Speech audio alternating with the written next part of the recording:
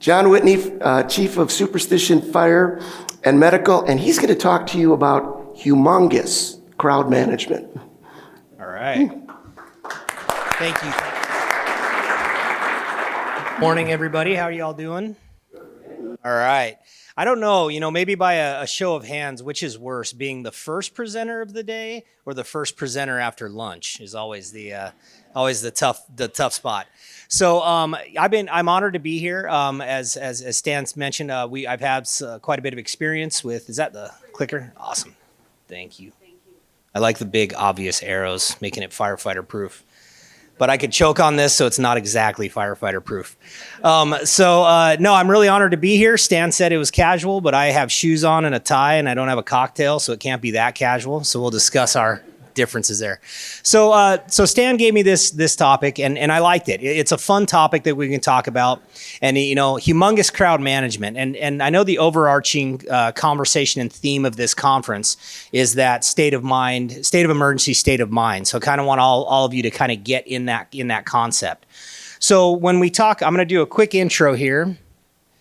All right, got it. So I'm a fire department chief officer. So I worked 17 years in the city of Scottsdale. I worked under Chief Shannon as a deputy chief.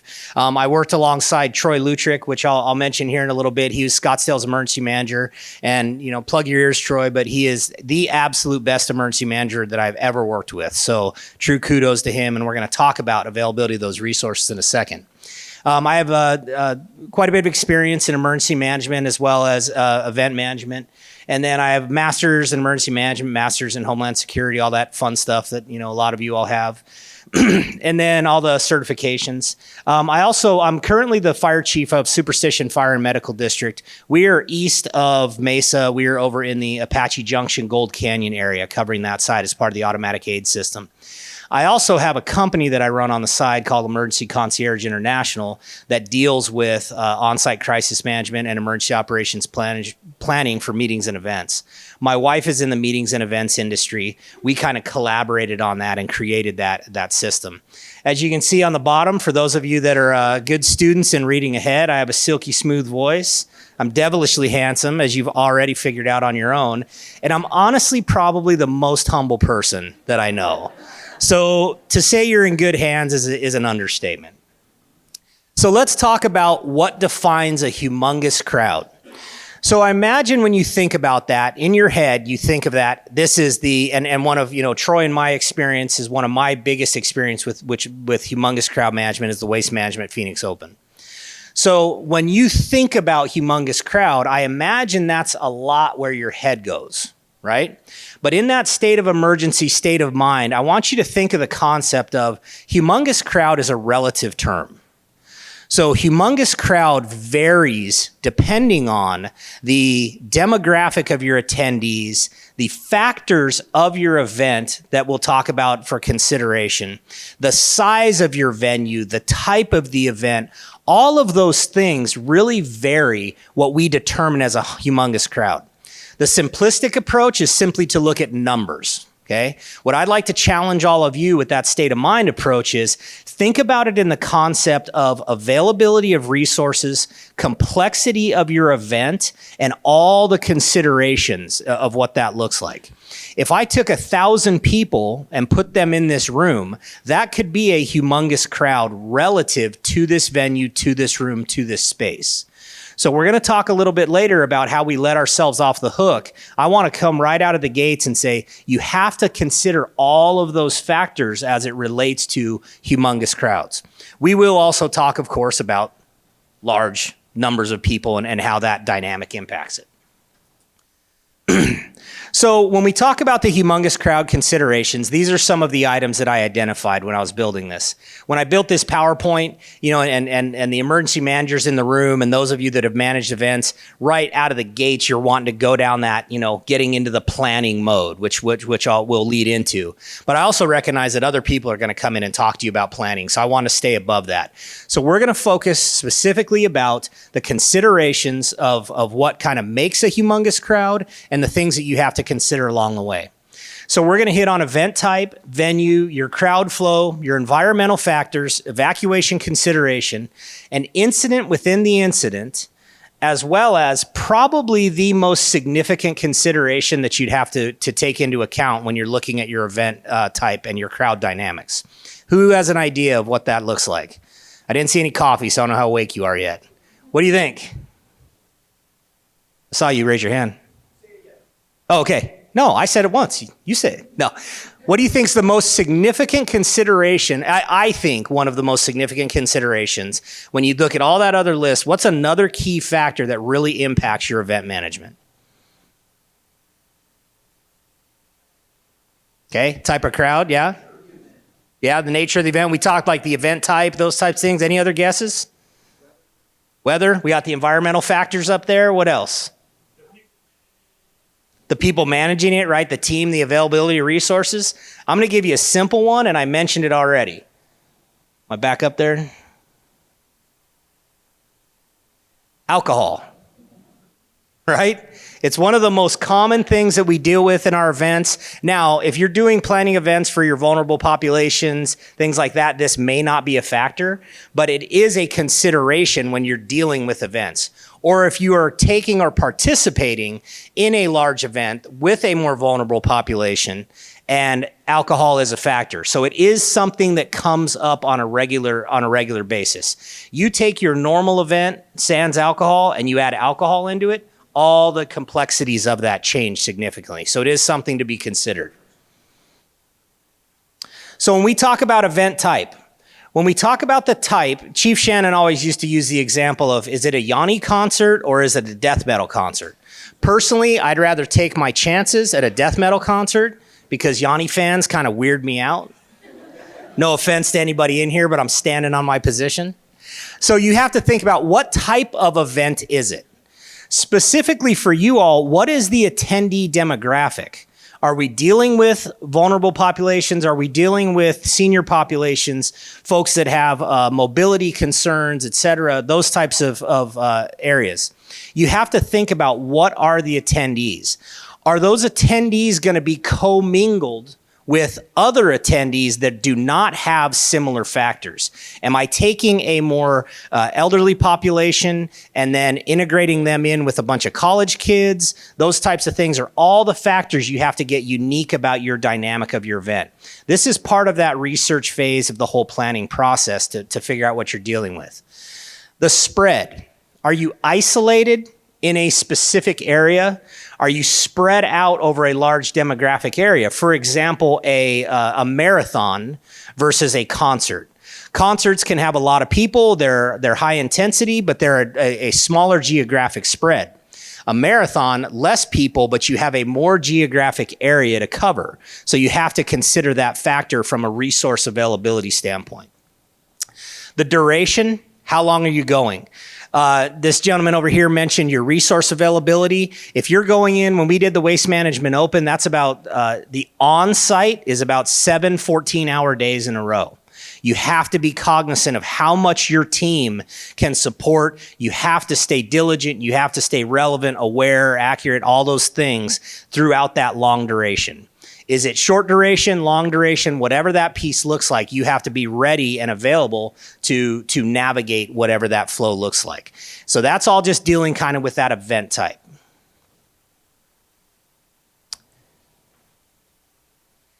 So then we kind of go to the venue. We kind of mentioned it earlier with the considerations of how many people you're putting in a specific area. So here's a picture of an aerial view of the Waste Management Open. So the size of the venue, what does that impact? How does that account for? Do you have a lot of people in a small area? Do you have a lot of people in a big area? Those types of things. What is the configuration? So one of the unique things about, and I made sure Chief Shannon was okay, with me talking about the Waste Management Open since I don't work in Scottsdale anymore. But I worked in different functions: the planning function, safety function, ops function, as well as the incident command function as part of unified command for the Waste Management Open. It's a unique event in regards of its size because when you look at the size, the entire venue is the golf course. I believe it's like 440 acres, something like that. Sound about right, Troy? Somewhere around there. It's a massive venue. So your occupancy is set based on those 440 acres, okay? The problem is the majority of your people do not spread out across all of those acreage, right? Who here has ever been to the Waste Management Phoenix Open? Show of hands. So quite a few of you, right? So quite a few of you have seen this in action.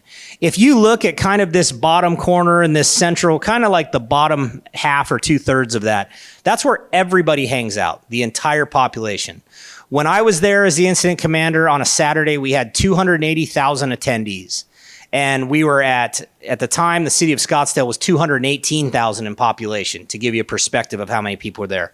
Troy, you guys killed that what was your number last year? A third more on Saturday, okay. Significant, massive amount of people. The configuration of this, because the golf course, because the type of area it is, it has limited flow patterns, different areas. So a lot of work has to go into this.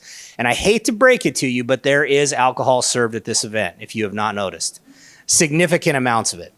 The exits, the type of venue. Are you doing an event? Are you taking your population to a venue that is not typically set up for events? Okay, you just have to look at all those components when you're considering that.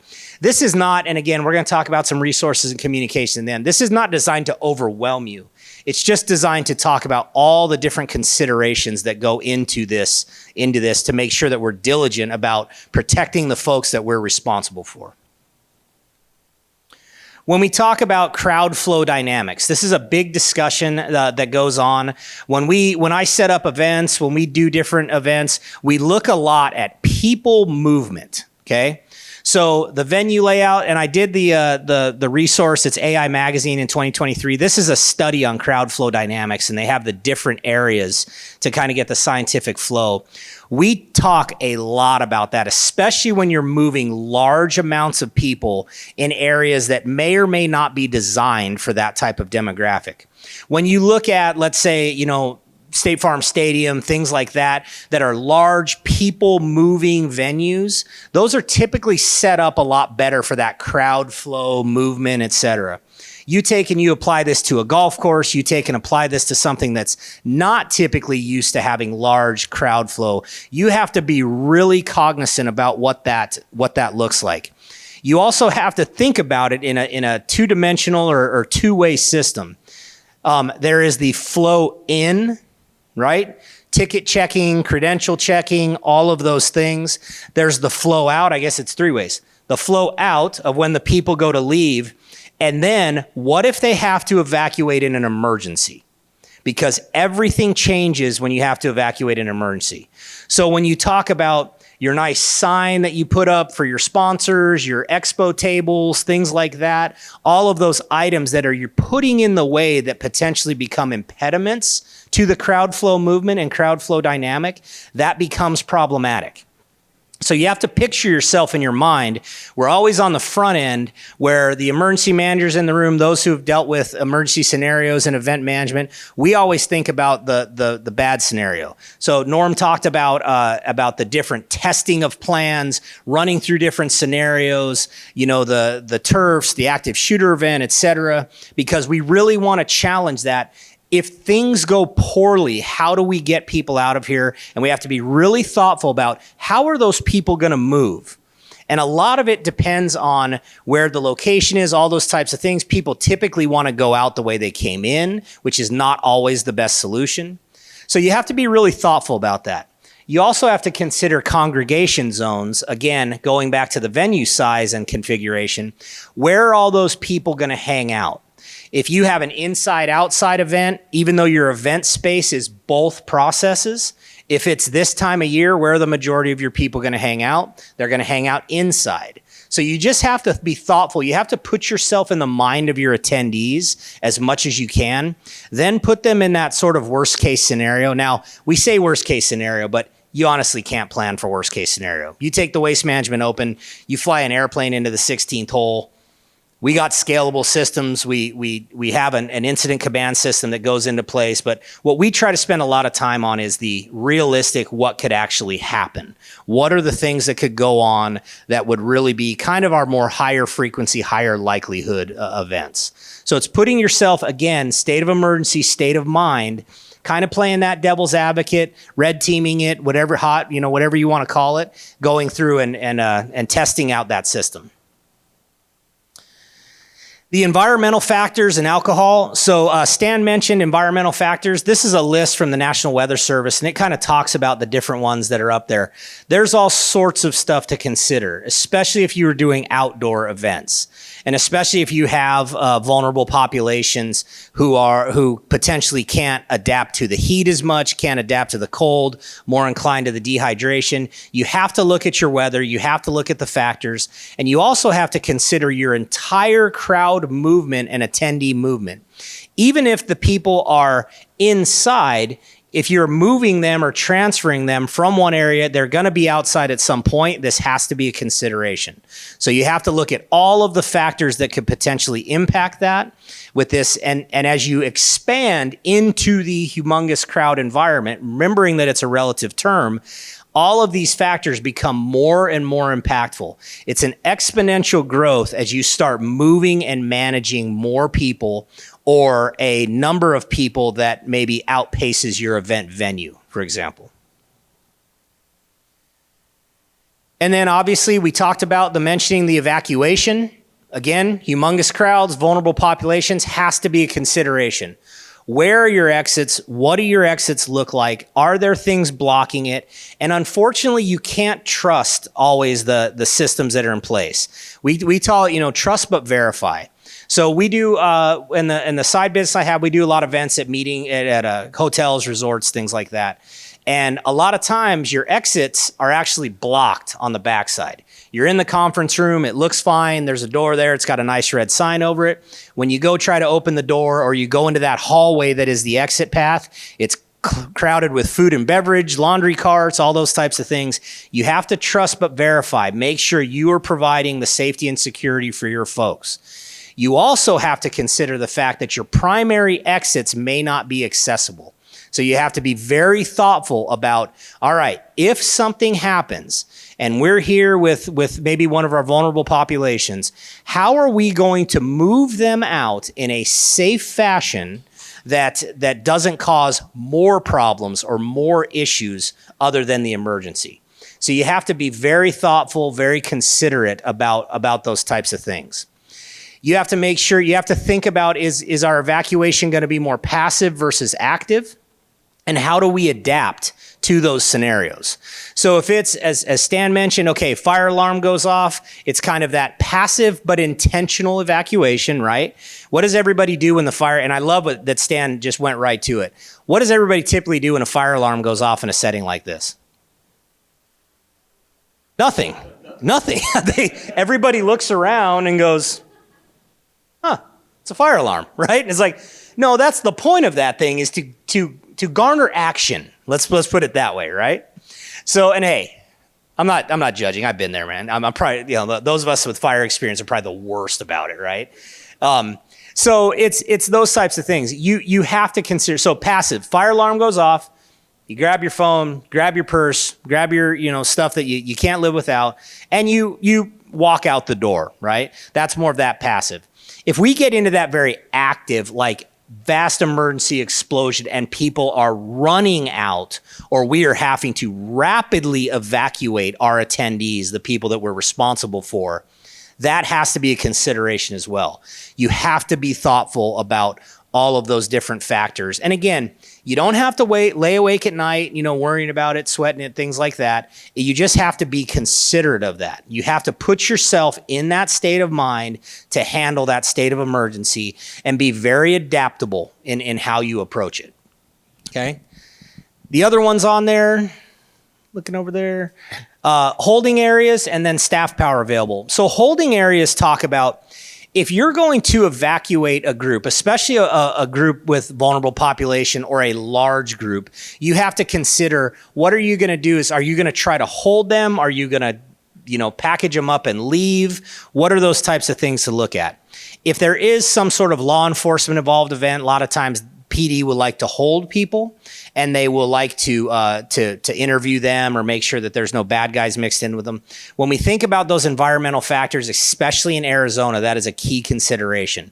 So I evacuate all. Let's say that we're a vulnerable population. I evacuate you outside from this building. How long can I have you sit out there before I have to start getting you resources? Okay, I'm going to have to get you water at some point. I'm going to have to get you shade. I'm going to have to get you cooled off. Or are we going to pack them up the way we came and we're all going to leave, shut down the event? All considerations. Now, when we take and we apply this to, for example, the Waste Management Open, those types of large events, we've managed citywide events for contractors, those types of things. You really have to have a multifaceted approach of where do we want to move these people? How do we want to move them? How can we engage with our different resources multifaceted? Because you always want to have backups to your backups to your backups. You always want to be considerate of all those factors. And I know they'll talk about that more when they get into the planning thing. The key is, the nice thing when you talk about that state of mind, state of emergency, when you hit that point, the goal is to get real resourceful, okay? So first thing I'd do is I'd call up whoever the management is here, or I'd just walk over and see if there's an open door, and I'd start packing my people into an air-conditioned room, right? Ask for forgiveness later kind of thing. But these are the type of things you would like to consider on the front end and be well ahead of.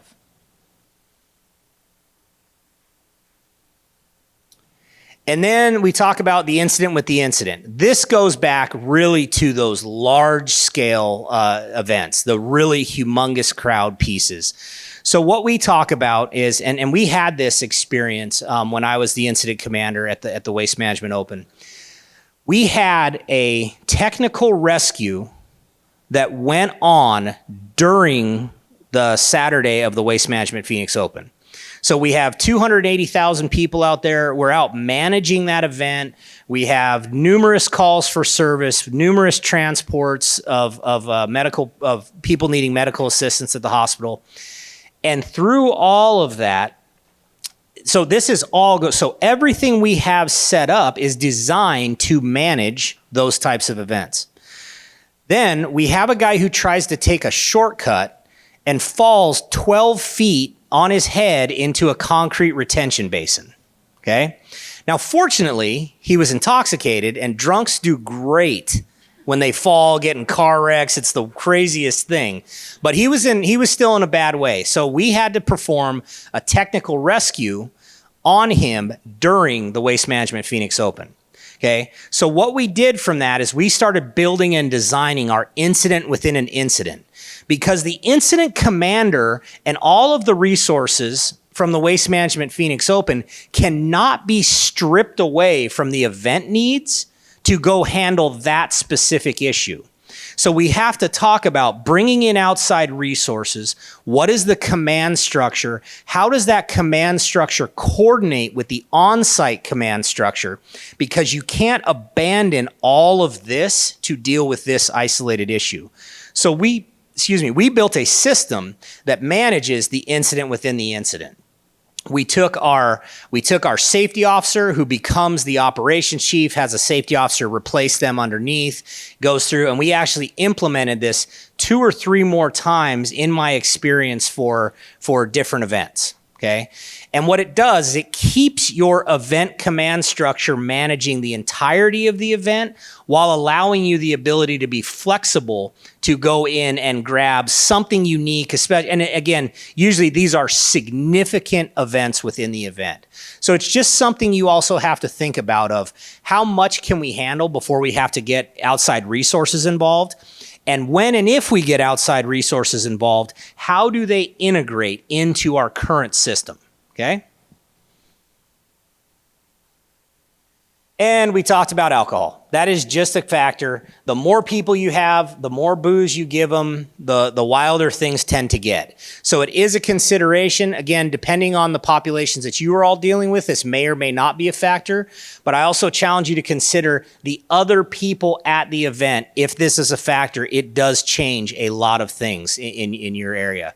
We were pretty innovative with the Waste Management Open. We developed what we call the alternative care site. It's basically a sobering area. We had the year before we implemented it, we shut down Thompson Peak Hospital by 10 a.m. on Saturday morning, all with intoxicated patients. And don't get me wrong, waste management's it's a heck of a good time, so I highly recommend going. But we shut down the hospital, the neighboring hospital, with people that were intoxicated. So we implemented, it's essentially, it's kind of a, we joke, the drunk tank. It's an on-site sobering center where people can go there, sober up. It's a collaboration with Mayo Hospital. It keeps the hospital system available for more immediate needs, more immediate concern issues. So it's thinking about the factors and not sitting there throwing your hands up of like, oh, well, we just can't do it, right? It's just thinking of ways to be innovative and being resourceful of how you navigate through that. So I always like this one. Again, I always lean towards the, I like emojis. Troy knows that. So I sent him a kissy face one this morning, so I haven't seen him in a while. You have to consider this. You have to have a plan. And again, I'm not going to hit into planning today because you have a bunch smarter people here that are going to come and talk about the actual planning component. But you have to be considerate. You have to think about that, okay? There was something on here that it might be the next one, but that I want to talk about of how we let ourselves off the hook, okay? How we let ourselves off the hook is through confirmation bias by downgrading the severity of our event. We think about it and we talk ourselves into, it's not that big of a deal. And the example I use is Gilroy, California, the Gilroy Garlic Festival, okay? Who would have ever thought that the Gilroy Garlic Festival was going to make national news for an active shooter event, okay? I use that as an example. Do not talk yourself out of the severity of your event. Just recognize it. Again, don't let it overwhelm you. Get access to the resources you need to help you. Think about the things that you need to think about. Get some expert advice of your local area, emergency managers, et cetera. The COPA Health preparedness piece coming to this conference. Be okay with it. Recognize that you have to plan regardless. You have to at least have consideration of some of the factors that we've talked about. Do not talk yourself into, it's not a big event. SkySong Security will take care of it. We got nothing to worry about. Consider it regardless, and then at least you've given it the thought. You've also trained yourself to be thoughtful about, if something happens, I've already thought about this. We can implement the plan and move forward. Because a lot of this comes down to reputation management. We hit this a lot with some of our contracted clients of, in my opinion, a lot of times your guests, your attendees, the population that you're assigned to, they're going to remember more about how you handled the event versus the event itself, okay? This is your time to shine as far as taking care of your people. So you really have to consider, what does this do to your organizational reputation? Some of the people that we deal with are private entities, who have guests and attendees. So that's a key component. So you want to make sure that you're taking care of the people you've been assigned to be responsible for. And then there was one, I think I went one too fast. There we go. So how we do this is through communication. And I told you I was going to come back to Troy. Involving your key stakeholders, being very thoughtful. And it's not always just the obvious ones, right? It might be your vendors. It might be your transportation folks. It's, your obvious emergency management, PD, fire department, et cetera. Consider all the different factors and all the people you can get in the room. Troy does an amazing job of this, of getting the key stakeholders in the room, okay? Being very considerate about who are all the people that can assist us, who are going to be at the event and who can assist us in the event of the emergency, and being creative about what that looks like. Do you have a phone number for the school bus system, et cetera, things like that, if you had to move large amounts of people in a rapid period of time? All those considerations, again, that creativity and making sure you get them in the room. it historically, and I feel like emergency management's getting so much better about this in my career. It used to be the very walled off, this is my area. I don't need anybody else's input. I don't need anybody else's consideration. We can handle this on our own. It's the exact opposite way to appropriately handle. Get the people in the room, have the conversation. They may think of something that you've never even considered. And if they come in and they sit in the room and they get a free donut, they're all good, right? But at least they had the opportunity to be included. You made a connection, you got relationships built, you established those types of things that you may need in the event of emergency. Establishing your plans, sharing your information. Again, Norm talked about testing your plans. Kind of, all right, let's do a dry run. If this happened, what would we do? How would we manage that, right? And having those types of things, being considerate of that entire aspect.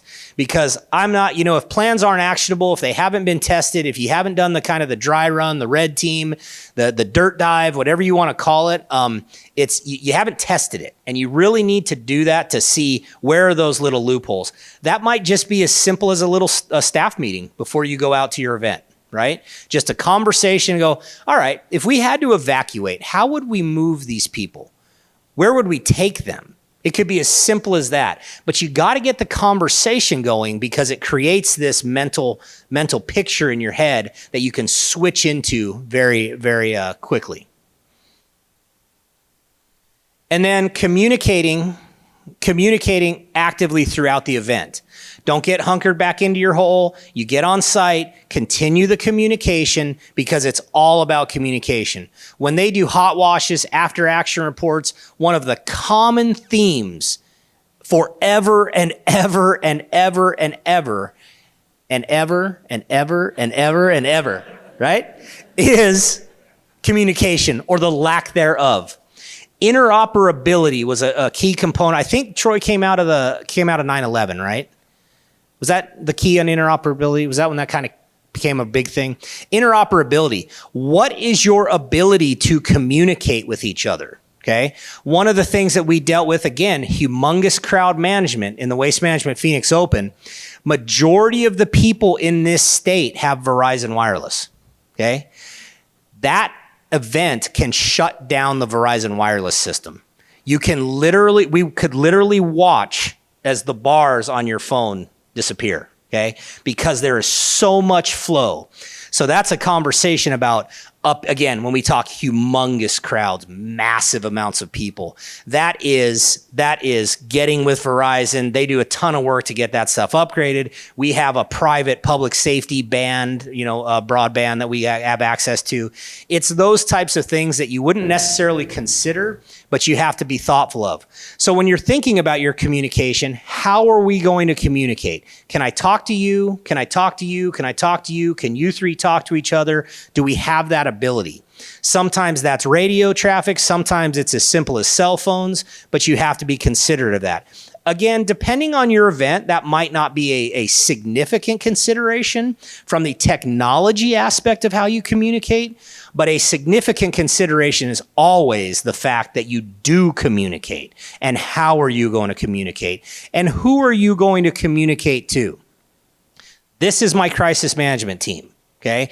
Everybody has everybody's numbers. In case of emergency, we got a group text already built. In case anything happens, it goes to everybody involved. So we're all aware, okay, of what those situations are. Over communicate, involve anybody you think may even remotely be a question for you.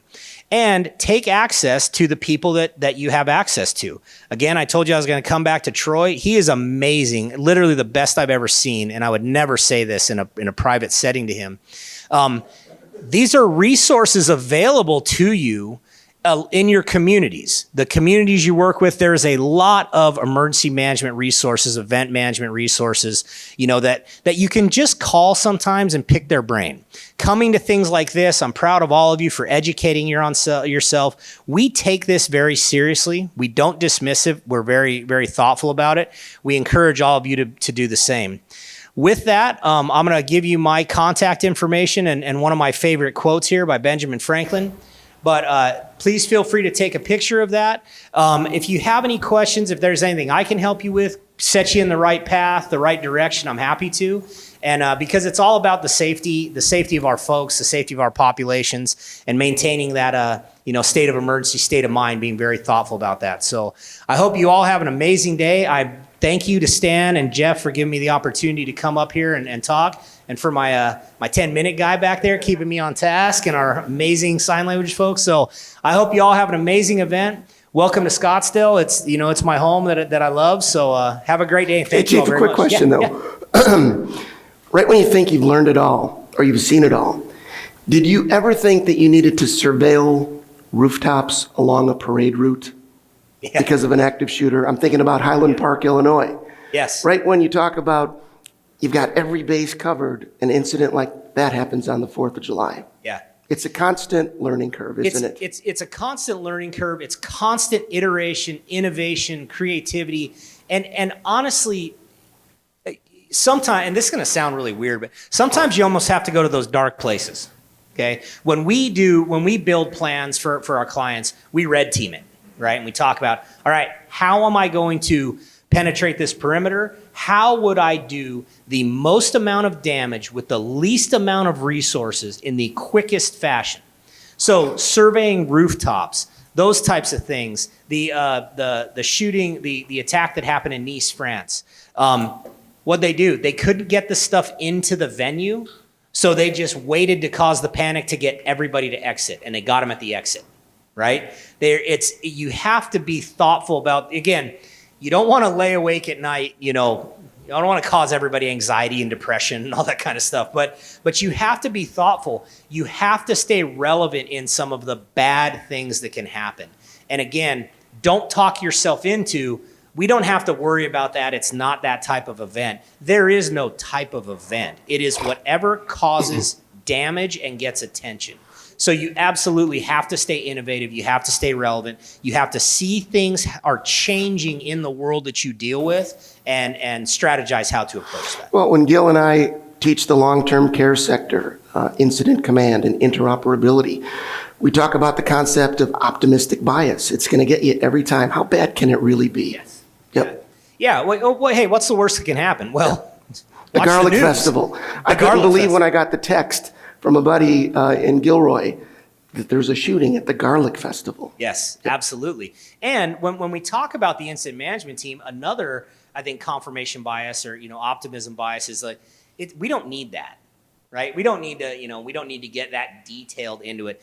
The lovely component of incident management teams, ICS, the incident command system, is it's scalable. Okay, you're the incident commander. You're handling operations. You're handling planning. You're handling communications. You can do that for the Waste Management Open.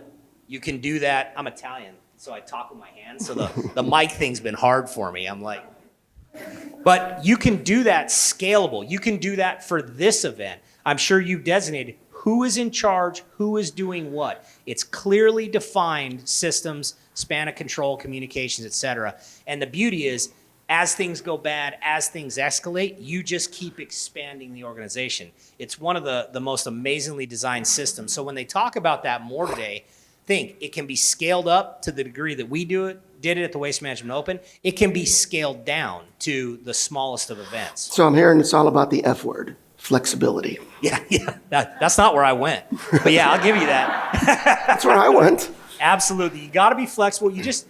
hey, I love the approach to this, that state of emergency, state of mind. This is state of mind. Be open. Be open to this stuff. It's not going to hurt you to think about it, okay? So, how about giving it up for John Whitney? Thank you.